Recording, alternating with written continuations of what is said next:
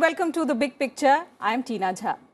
A little over 2 years into its second term, the Modi government has made major changes in its Council of Ministers. In a major overhaul, as many as 43 ministers, which include new and 7 promotions to cabinet rank, were sworn in on Wednesday, which was overseen by the Prime Minister himself, while 12 ministers, which include 7 cabinet and 5 ministers of state, were dropped.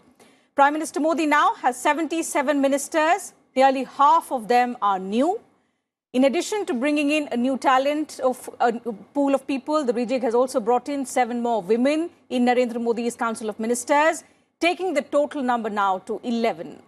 The redrawing of the government is also being seen as a significant move by the government in terms of drawing the political battle lines for the 2024 Lok Sabha elections.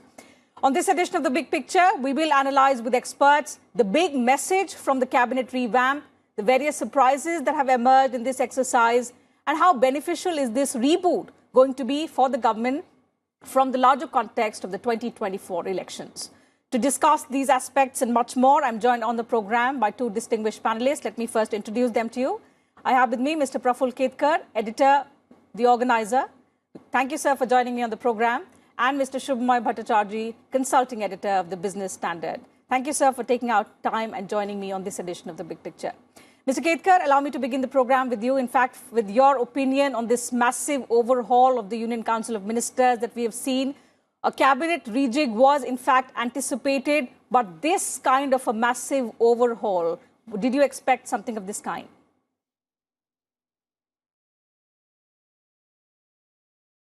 See, this exercise was overdue for a period, no doubt. If I think the second wave of COVID would not have occurred, this would have happened much earlier. But this is definitely a massive exercise. This is not an ordinary reshuffle. Yes.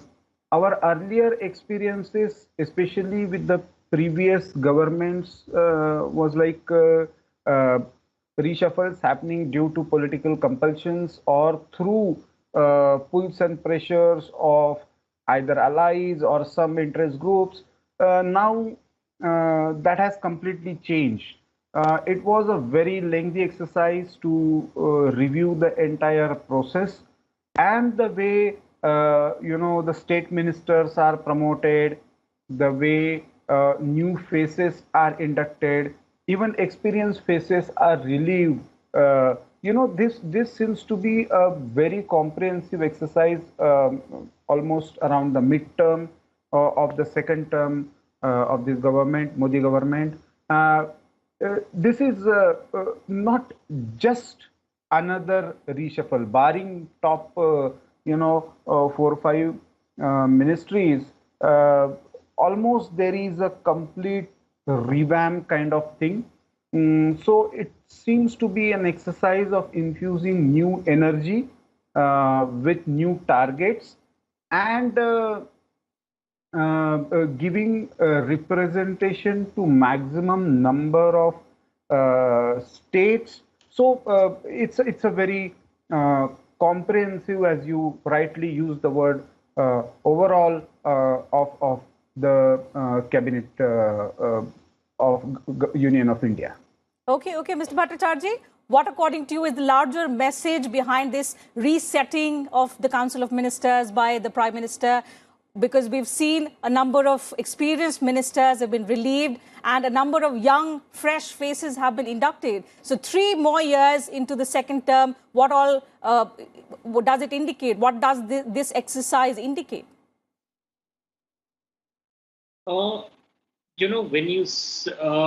When a new ministry takes over, or rather when a new council of ministers comes in, first of all, in a democracy, that by itself is not unusual.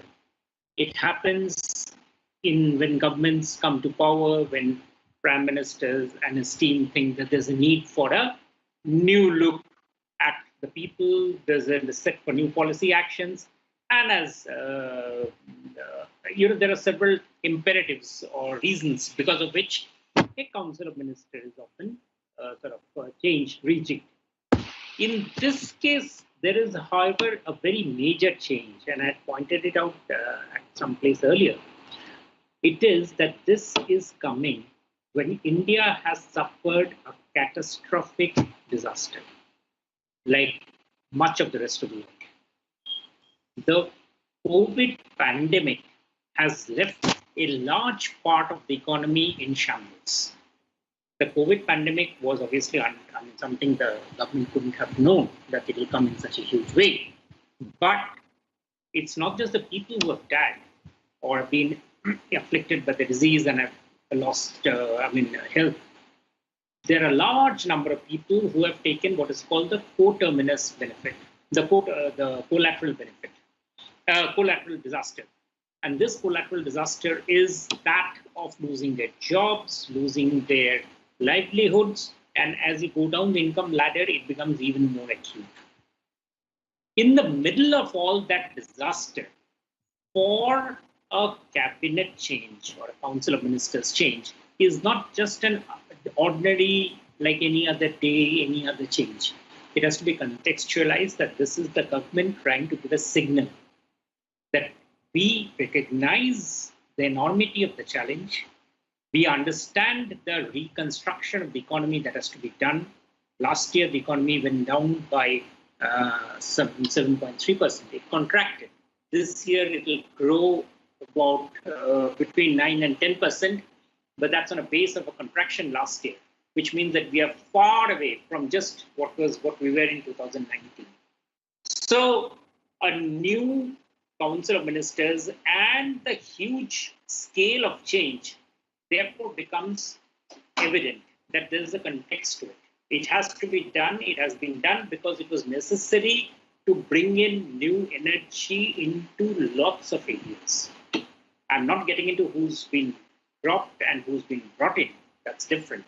But the context is very clear. And I'm sure the Prime Minister must have discussed this with his new team, that this is something, as you said, it's about 2.5 to about a little less than 3 years for the term to deliver, for the team to deliver. And that's a good time to deliver. So that delivery time for such a huge change that is necessary and which is absolutely essential to happen, was necessary to give a new spurt, a new thrust. And obviously, if you're trying to do that sort of a thing, the work has to start right at the top, which is why the ministries in lots of key areas have been changed. New people have been brought in. Yes. And is it also, Mr. Bhattacharjee, is it also because of the pandemic to tide over the crisis, the impact of the pandemic on the economy, that several ministries related to economy, barring the finance ministry, have received a special kind of focus in the manner in which they have undergone this overhaul? Does it also explain that? Or is there some other rationale behind it? Certainly. I mean, if you look at, for instance, the two key ministries, that of education and health, these are the areas where India needs and wants to do a lot of rebuilding. And the entire set of ministers in these two ministries have been changed. Finance, it wasn't expected because the finance is not really the one which is actually involved in the, they are not the ones who are, what I should say, in the construction in that way. They're basically the money providers. That's a different, issues altogether. We have not had a financial crisis. We have had a medical crisis, and that medical crisis has led to also an educational crisis. There is therefore a major need to change a lot of things. There's more than change, there's a need to bring in fresh energy. And that is shown by the scale of the change in the ministries, as we pointed out. It also is shown by the scale of change in other collateral ministries, where there is a need to bring in extra energy. For instance, the idea that you hive off the Ministry of Agriculture into, there's a Department of Cooperation. Mm-hmm. That will be a ministry or department which everyone would be looking at very carefully, because cooperative issues was something which is very significant in India. It has been talked about. While it started off very well in several decades, it sort of lost its way somewhere around. And yet there's an enormous potential. And if we are saying that we want to improve the lives of people in the lower half of the economy, then the cooperative sector definitely has a very strong role to play. So there is all these sort of changes that are necessary and has been done. The rest of the changes, of course, all fall into pattern on the basis of looking at crisis and the response to the crisis by the government, trying to basically create the push that is now necessary as the reform agenda gets time to work out because of, now with the COVID next wave being down. So you want to get into the business of governance. So what better time than this to start out? Perhaps it is this response to the crisis that is being questioned, Mr. Ketkar, on relieving of various heavyweight ministers that we've seen yesterday. Although, the induction of new talent, also induction of a number of more women ministers has certainly strengthened the Council of Ministers. But of course, a lot is being spoken about why ministers, heavyweight ministers have been relieved of their charge. Earlier, what we have seen, if individual assessments were done and they were not up to the mark, a reshuffling of portfolios would happen. But altogether, dropping them from the Council of Ministers is something that is quite rare. What do you think could be the reason behind it? Political compulsions or maybe quota from the states behind the heavyweights making way for the fresh talent? Or is it the individual assessment? What do you think? No, I think it is a mix of many factors. Please try and understand the ruling party. Most of the top people were inducted in the government. Party also needs some people to communicate, to work in the organization, to maintain that balance. Mm-hmm. If you see somebody like Bhupendra Yadav, who has been a troubleshooter, and a great organization manager. If he is in the cabinet, somebody has to be relieved. So I think this seems to be a more balancing act. But the way people are groomed with the administrative experience, if you see the balance about the qualifications, about their areas of expertise, then it's a remarkable exercise. So I don't see this as just a political exercise because of one or two issues. Certain people are removed or certain people are inducted. Now, for example, if you see the entire Northeast getting representation. Now, can you imagine after almost 70, 75 years, a state like Tripura getting ministership in the union government first time, or somewhere from Manipur or Assam getting, cabinet berth for different departments. This is a very meticulous exercise to ensure inclusive nature of the cabinet. If you see most of the landlocked states and or having sensitive border areas, the way they have got the Arunachal, for example, Kiran Rijiju getting law ministry is a huge, responsibility given to him after his performance in the sports ministry. So it is in a way rewarding certain people, grooming certain people, bringing in fresh talent. If you see the profile of the new railway minister, who is also happened to be the IT minister, it's again, many people talk about the talent or experience. Ultimately, these are all coming from the ruling party, and they got elected in the parliament after joining the party formally. So their bureaucratic experience or otherwise has to be utilized for the larger benefit of the administration. Absolutely. I think this balance of administrative experience, new targets and goals, and balancing it with the party machinery. these three key factors are kept into consideration. And also, So interestingly, in talked about addition to all these factors, Mr. Ketkar, that you point out, interestingly, what's also been kept in mind is the caste dynamics. Because if you look at carefully, the centre now has 27 OBC ministers. 12 of them belong to the scheduled caste, 8 of them belong to the scheduled tribes, and 5 from the minority religious communities. Can this reshuffle also be seen as sowing seeds or preparing for the 2024 elections? See, every political exercise ultimately has some subtle messages and the larger political objectives, and this exercise is also not exception. Whether you consider Uttar Pradesh election or Gujarat election in the next year or 2024, like for example, Gujarat is getting 5 ministries in the cabinet. You think only in terms of caste, but that ultimately shows the inclusive nature of the ruling party. You have to have these many members even to be inducted in the cabinet. I don't see this as just a caste breakup, because they have there are people who have reached there on their merit. Like for example, if you take the case of Purushottam Rupala, he will be handling the dairy ministry.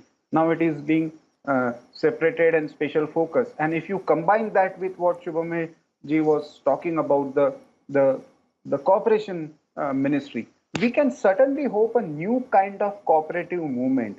What we saw in Maharashtra or Gujarat in 60s and 70s.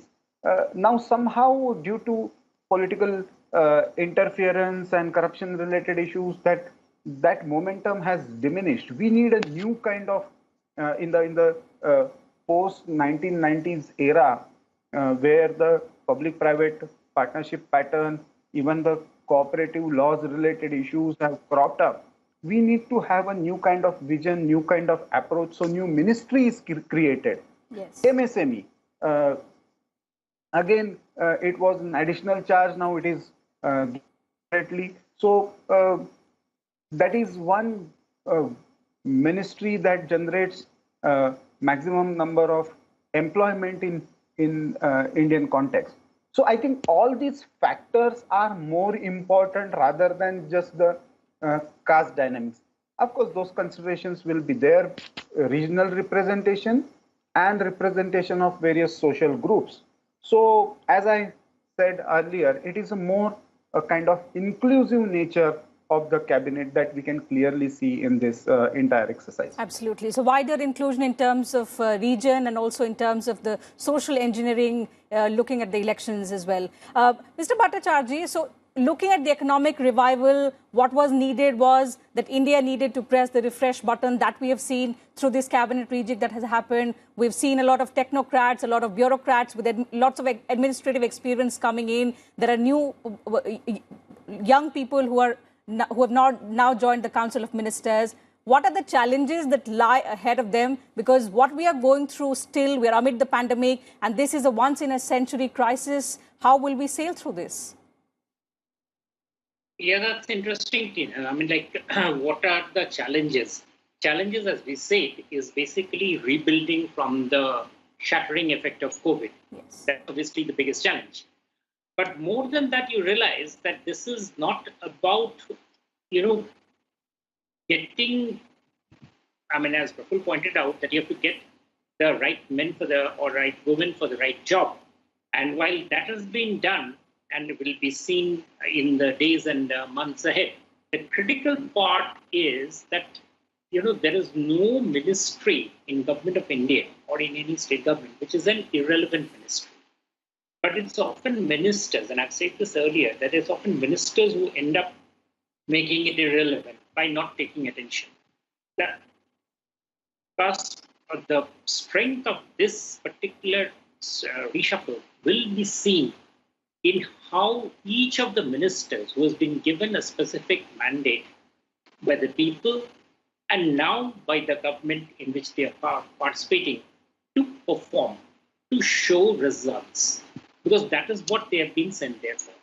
And if you think that that's a theoretical point, it's not a theoretical point, because across the world, the consensus is coming around that the rebuilding from COVID has to be government-led. It can be government, private sector, public-private partnership. It can be government sort of creating the basic rules on which the private sector comes in. But the government has to play a much stronger role to pull up the economies hit by the COVID. And if that is so, then you can't have some ministries working, some ministries not working. That sort of thing will not be possible. Absolutely. So there was a need, and obviously the Prime Minister felt it, that there was a need to give out a very strong, a very large message for a need for a wholesale, almost like saying that we are again getting back on the job. And it was necessary because over the last 2 years, unfortunately, because of COVID, as soon as this government came in, almost within a few months, COVID struck. So this government hasn't had a time, and that has to be fairly acknowledged, to really get on with the long-term work. It has been caught in the short term, managing the risks of the COVID. But now, with a full complement of ministers, 78 of them, the large number coming from the lower castes, which was a very important signal to be given out to people to feel that there's an inclusiveness in the formation of the ministries. The large number of women who have come in, which is not a token presence, but a clear presence of there because of the fact that they deserve to be there. They're not there as somebody's, the token presence of somebody being there on the basis of somebody. But they're there because they have the right to be there. All of these things needs to be articulated also. So therefore, the third part of this entire dialogue would be that many of these ministers will be needed to not only work, but to also express and articulate their vision with the public. That is a very important part of the work of a government of the day-to-day. People are aware, people are conscious, and it's a young population in India, and they have the right to know what's happening in the government. So you need to bring in people who are able to go out and make that presence felt, communicate, take the reaction of the people, and also communicate effectively what the government is trying to do. It's a very important role. And as you would notice, that almost all of the people who have been brought in at the cabinet level are people who can express, hold their opinion, and express it strongly, persuasively, I would say. And that is very important in the government to ensure that the job of reconstruction, which is essentially what the Indian economy is going through now, takes place. Yeah, thank you. Certainly. And the larger message also, Mr. Ketkar, that, we have to perform or perish. For the new inductees, the biggest challenge is going to be that you have to deliver. Looking at the crisis that we are in, the simple messages that you have to deliver amid these challenges, and they have 3 years' time now. Obviously, as Prime Minister, tweeted after this swearing-in ceremony that fulfilling the aspirations of people and building strong and prosperous India, that is our goal, and everybody has to stick to their task. People like, for example, Jyotiraditya Scindia or Bhupendra Yadav or Sarbanand Sonowal coming at, or for that matter, even Mansukh Mandviya. Or if you see Shobha Karandlaje or Meenakshi Lekhi, Bhaumik, these are the names which will bring a new kind of energy in various ministries. There seems to be, a specific task carved out for each of these people, and eventually it will unfold. It is another important thing is the way Prime Minister has kept science and technology with himself, and he started the exercise, because I feel innovation and research and development are going to be very crucial area in the coming days. We are talking about Industrial Revolution 4.0 and the fundamental transformation in the technological sector, 5G. All these factors are going to impact each and every aspect of our life. He has already started communicating with IITs and top research institutions of India. I think we will see a new kind of partnerships when it comes to our fundamental research and their application in the field of commerce and industry. That is what I see as will be a major driving force for the future India. This cannot be just for today or immediate next couple of years, but how you are building a strong foundation for the changing global situation.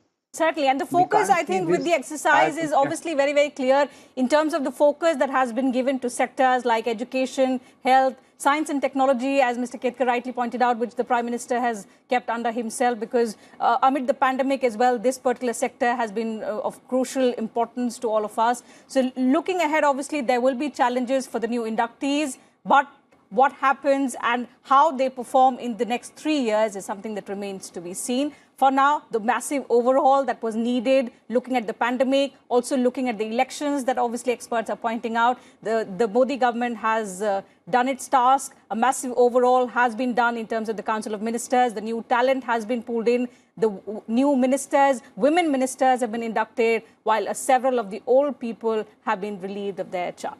So with that, I'll have to call it a wrap on this edition of The Big Picture. Thank you once again to both my guests for joining me on the program and sharing your thoughts with us on the major cabinet rejig that took place on Wednesday. Pleasure having you on the show. So that's it from us on The Big Picture today. See you same time tomorrow. Thank you very much for your time.